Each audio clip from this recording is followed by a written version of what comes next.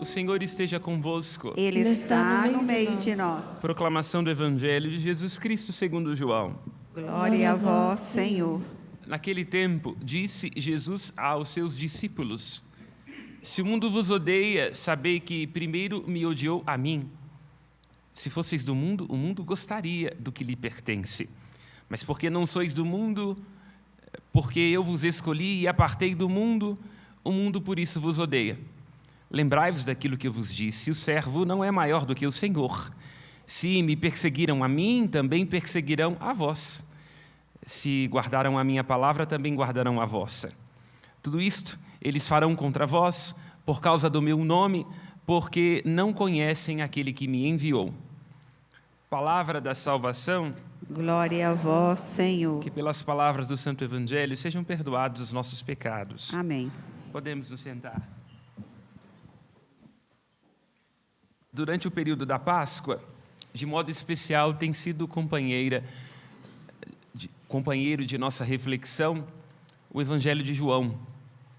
João tem como peculiaridade, como característica da sua reflexão, aprofundar o conhecimento de Jesus Cristo a partir dos seus discursos. Se a gente coloca como uma comparação o Evangelho de Marcos e o de João, nós vemos que no Evangelho de Marcos, Cristo fala muito pouco, ele mais age como um profeta. Já no Evangelho de João, os discursos são longuíssimos, não interessa tanto como ele está agindo, mas a maneira com a qual o agir dele se esclarece a partir de suas palavras. Um exemplo muito prático do que isso significa. Nos evangelhos de Marcos, Mateus e de Lucas, quando falamos da multiplicação dos pães, interessa perceber como essa multiplicação dos pães é uma oferta da compaixão e da misericórdia de Jesus, que dá de comer à multidão que tem fome, assim como Moisés foi o mediador do pão descido do céu, o maná, no deserto. Já no Evangelho de João, este acontecimento é deslocado, desenvolvido em 3 capítulos. Nós temos o Evangelho de João, o capítulo 6 inteiro, todo ele dedicado ao discurso do pão da vida. Portanto, perceba, no Evangelho de João, as palavras de Jesus são mais densas, ele se dá a conhecer. É por isso que ele volta no tempo da Páscoa, hoje particularmente, nos ajudando a perceber que ser discípulo de Jesus e anunciadores do ressuscitado não dará para nós uma vida fácil. Nós não podemos ter a ilusão de imaginar que seguir a Jesus Cristo significará não ter problemas, angústias e sofrimentos. Ele mesmo diz: se eu fui perseguido, se eu tive que me reinventar, se eu tive que fazer da morte a ressurreição, assim também acontecerá com os meus discípulos. E um outro grande companheiro do nosso período da Páscoa é o livro dos Atos dos Apóstolos. E particularmente hoje estamos junto com o apóstolo Paulo, já que a partir do capítulo 13 dos Atos dos Apóstolos, o apóstolo Paulo torna-se a figura central. E aqui, nesta primeira leitura que nós acabamos de escutar, há um conflito, porque na medida em que o número dos discípulos começa a crescer, aumentam também as confusões. Nós, enquanto igreja, enquanto sociedade, e cada um de nós pode experimentar isso muito concretamente na própria família, experimentamos o dilema do porco-espinho. A gente sabe que não pode ficar sozinho, bem sozinho, e é por isso que a gente se casa, se une, é por isso que a gente faz festa, mas ao mesmo tempo, se a gente tem necessidade de estar o tempo todo junto, nós temos também os nossos espinhos, não é? E na medida em que a gente se junta com alguém para poder se aquecer, vem o espinho, não é? Junto com o casamento vem a sogra, junto com o casamento vem o cunhado, junto com os filhos vem o boleto. Então a gente está o tempo todo tentando se arredar para lá e para cá, não é? E vamos perceber que a gente não se cabe em ninguém, não é? Na verdade, somos todos desamparados, espinhosos e vítimas de nós mesmos. Chama a atenção, então, o modo com o qual o apóstolo Paulo é dócil ao Espírito Santo. Porque a tendência é que os espinhos e que as dificuldades nos roubem de nós. Basta alguém dizer dentro da nossa casa, no nosso trabalho e na igreja, uma coisinha deste tamanho e a gente se perde de si, se torna vítima de si mesmo, padece de um ressentimento, de um egoísmo e de uma soberba que envenena as nossas relações. O apóstolo Paulo está lidando com um grande conflito, que foi a dúvida do início da igreja. Como é que nós vamos lidar com o fato de que agora vêm pessoas que não são de origem judaica para seguir a Jesus Cristo? Porque o judaísmo era muito claro, quem é judeu tem que se circuncidar, tem que praticar a lei, tem que cumprir isso e aquilo. Só que começam a surgir um grupo de pessoas que não conhecia a lei, que não era judeu. E aí, nós vamos impor estes fardos antigos sobre estas pessoas que estão chegando? E então o apóstolo Paulo, um pouco antes desta leitura que acabamos de escutar, ajuda a comunidade a entender que a tradição não é a custódia das cinzas. Quer dizer, que o Espírito nos dá a capacidade de reinventarmos. Nós, sim, temos uma referência com o passado, temos uma referência com aquilo que nós aprendemos, mas não é para ficar preso ao passado, mas é para que a consciência daquilo que nós recebemos dos nossos pais e dos nossos avós nos coloque para a frente. Aí nós temos que tomar cuidado, como eu costumo brincar com a filosofia do El Chan, não é? Pau que nasce torto nunca se endireita. Não, não. Enquanto estivermos neste mundo, a gente pode aprender, pode se reinventar. E temos que tomar cuidado para não ficarmos reféns de estruturas, de visões e de posicionamentos, porque isso pode ser uma viseira que nos impede de ir à frente. Mas, ao mesmo tempo, caminhando para a frente, a gente não pode perder as nossas referências. E aqui é muito bonito, porque o apóstolo Paulo encontra-se com Timóteo. Timóteo era exatamente um exemplo disso. Por quê? Filho de uma mãe judia e de um pai grego, entende? Ele trazia dentro de si esse conflito. Aí o que o apóstolo Paulo poderia ter feito? Vou arrebentar com a boca do balão. Já que não é importante se circuncisar, não faz diferença nenhuma, Timóteo, pode vir. Mas ele toma consciência de que nós temos que tomar cuidado para não sermos escândalos uns com os outros, não é? E de que o amor é a métrica para nós sabermos quando é momento de avançar e quando é momento de retroceder. Há momentos em que precisamos caminhar para frente, porque é preciso desinstalar-se, é preciso experimentar um amor criativo. É o amor de Cristo que nos empurra, diz o apóstolo Paulo na carta aos Coríntios. Caritas Christi urget, é o amor que nos empurra. Mas há momentos também em que a gente tem que ter consideração com os outros. Há momentos em que a gente tem que perceber que há alguns na comunidade, na sociedade, que os nossos filhos, que os nossos netos ainda não são capazes de dar um passo à frente. E aí a gente tem que voltar atrás para buscá-los, e assim com serviço e com docilidade, rebaixando-se, não é? Porque o apóstolo Paulo diz que para amar é preciso considerar o outro como mais importante do que nós, e assim ir atrás para levar o outro para a frente. Isso é muito importante, inclusive, num casamento, né? Porque às vezes a gente quer ir naquela direção e o esposo quer naquela. E aí a gente tem que abrir mão um pouquinho aqui e dizer assim, não vamos nem para cá, nem para cá, mas quem sabe se a gente puder seguir nessa direção. É o que faz o apóstolo Paulo. Tomando consciência de que a lei não é mais necessária, que a circuncisão não é mais necessária, porque o que importa agora é a graça e o Espírito, ele faz Timóteo ser circuncidado para não causar escândalo aos judeus. Para fazer perceber aquilo que Cristo vai notar no Evangelho. Ele não é um abolidor da lei e dos profetas. Cristo não é um revolucionário. Não, não. Ele veio para dar pleno cumprimento à lei e os profetas.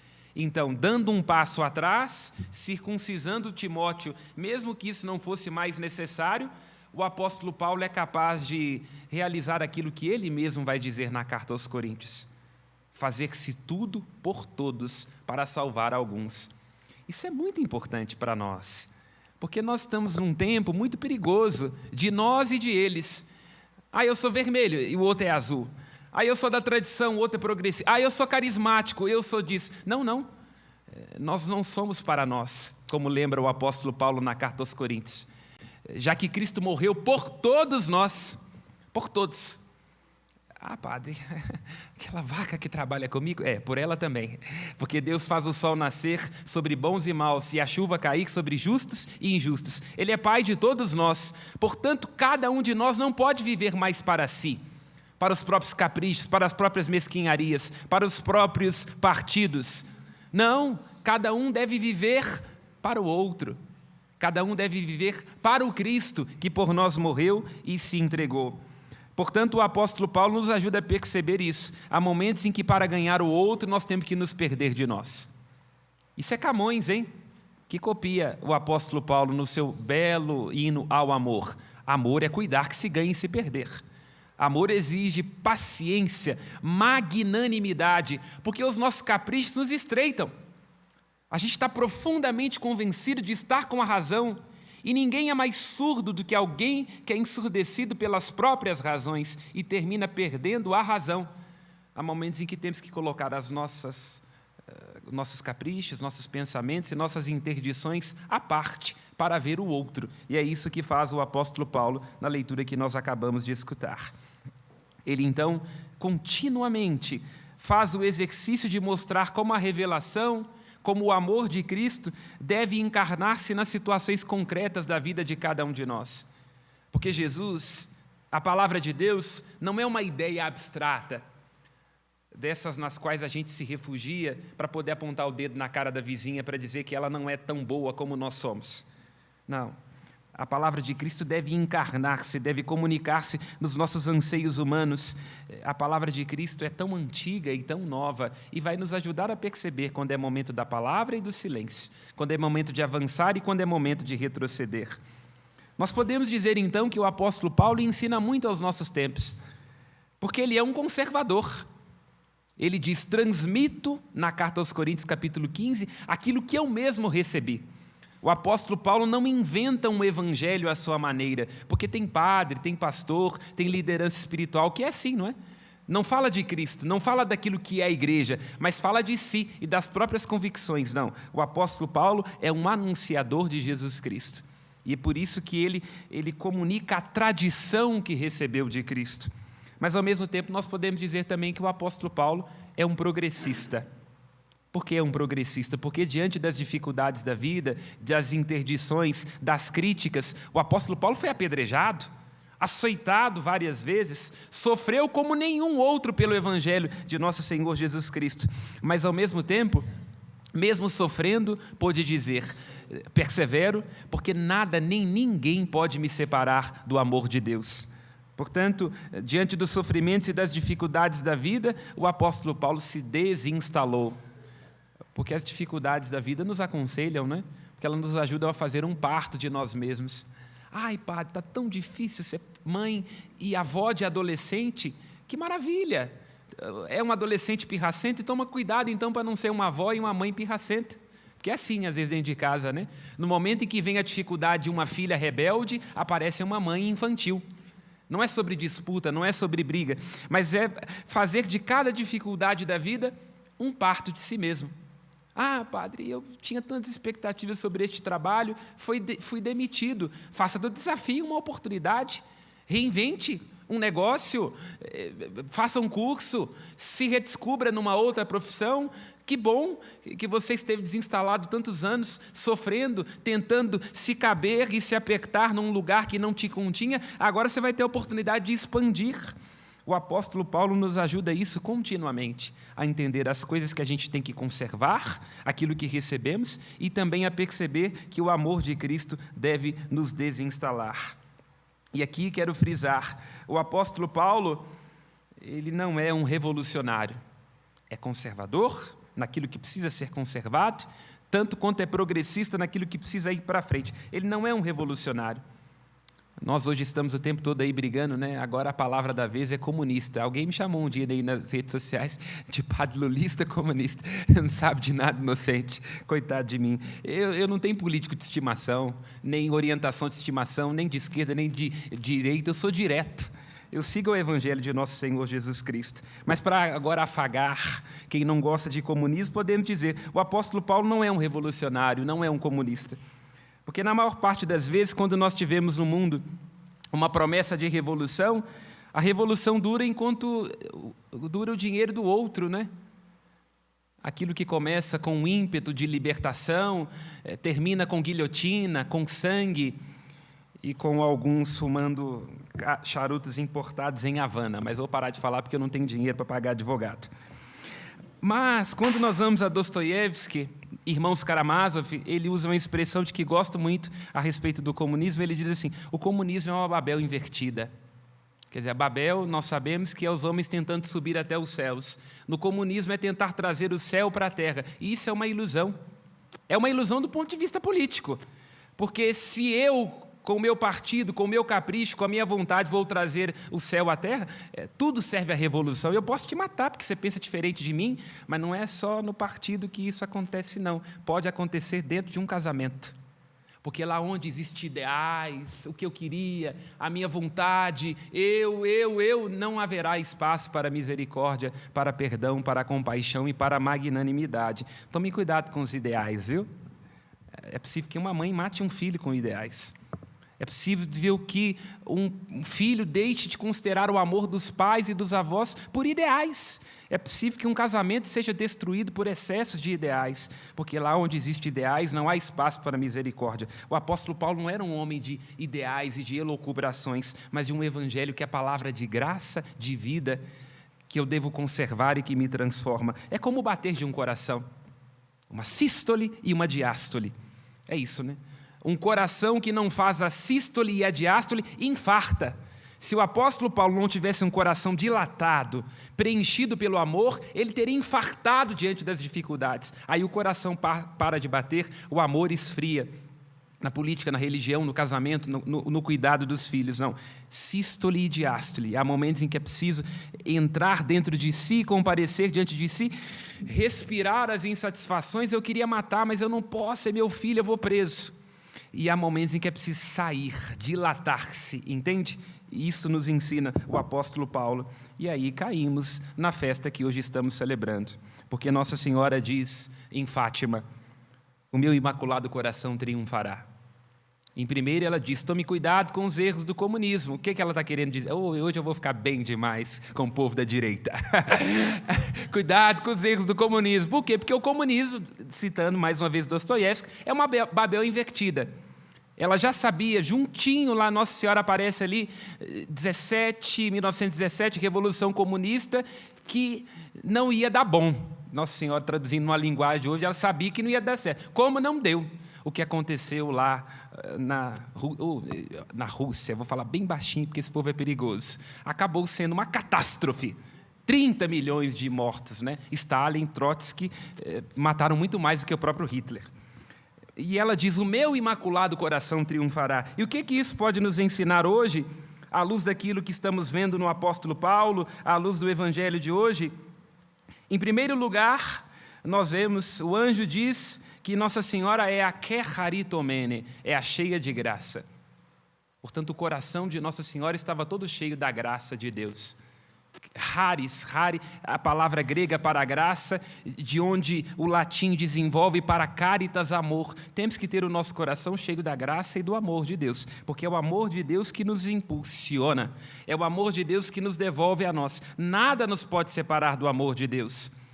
Nem tribulação, nem perigo, nem fome, nem espada, nem dor. Em tudo isso somos mais do que vencedores, graças àquele que nos amou. É preciso deixar que o amor de Deus habite em nós, como habitou no coração de Nossa Senhora e do apóstolo Paulo. E, em segundo, se diz que neste imaculado coração de Maria, lembra Lucas, havia uma contínua meditação da palavra de Deus. Tenha espaço, mãe, avó, pai, no seu trabalho, onde quer que você se encontre, para deixar que a palavra de Deus tenha a capacidade de te devolver a você mesmo. Não seja ensurdecido pelas próprias palavras, pelos próprios caprichos. Não queira ser uma mãe, uma avó, um pai que diz só a partir das próprias palavras, mas deixe que Cristo fale, porque assim triunfará o Imaculado Coração da Virgem Maria. Nós não anunciamos a nós mesmos, lembra o apóstolo Paulo, nós anunciamos o Cristo que nos confiou o ministério da reconciliação. Alguém que tem a graça de Deus, o amor de Deus em seu coração, alguém que tem a palavra de Deus em seu coração, vive em estado de reconciliação. Quer ver o sintoma de um padre, de uma líder de pastoral numa paróquia, quem quer que seja, que não tem dentro do seu coração a graça de Deus e a palavra de Deus, está o tempo todo criando confusão. Ah, não, coroinha não pode entrar aqui porque eu que sou a ministra que cuido disso aqui. Ah, não, nenhum padre pode me substituir. Ai do bispo se me tirar daqui porque a paróquia é minha. Ai de você se mexer nessas coisas porque só eu sei fazer. Não, nós temos que viver em estado de reconciliação, criar menos muros. O apóstolo Paulo não criava muros. Nossa Senhora não criava muros, mas ponte. O anjo aparece a ela e ela faz uma ponte como serva na casa de sua prima Isabel.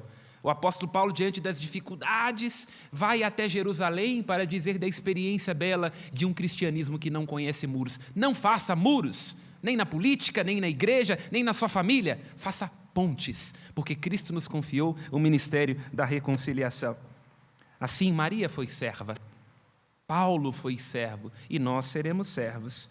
E poderemos encontrar em nosso coração aquilo que os anciãos de Jerusalém disseram a Salomão, quando foi suceder o seu pai, Davi. Ele, como é próprio da juventude, não é? Onde a gente imagina que vai reinventar a roda, e imaginamos que vamos ser melhor do que os nossos pais, e basta o primeiro filho chorando de madrugada que você vai perceber que você tem mais a sua mãe do que você imaginava.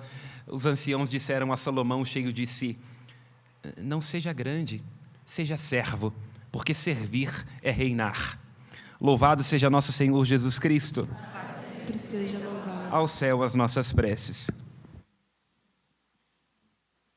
De pé responderemos juntos.